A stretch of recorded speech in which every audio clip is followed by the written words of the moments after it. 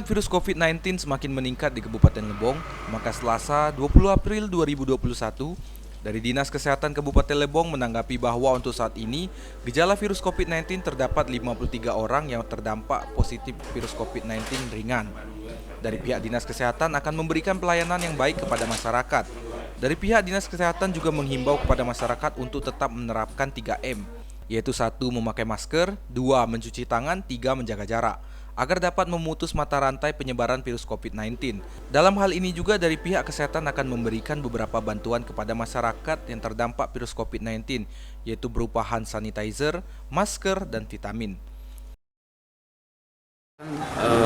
Bagaimana cara di rumah itu pendampingan, kemudian pemberian vitamin. Tadi juga sudah diminta juga untuk masker, kita memberikan masker dan vitamin.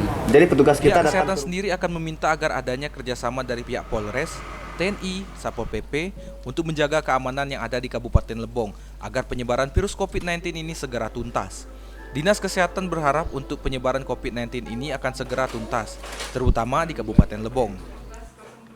Kawan kita dari Dinas Kesehatan untuk masyarakat agar lebih mematuhi prokes yang telah disampaikan oleh petugas Dinas Kesehatan. Dalam hal ini, kalau dia di wilayah kecamatan dan desa, itu ada kepala puskesmas beserta jajarannya yang sudah menyampaikan, mengingatkan kepada warga agar lebih mematuhi protokol kesehatan.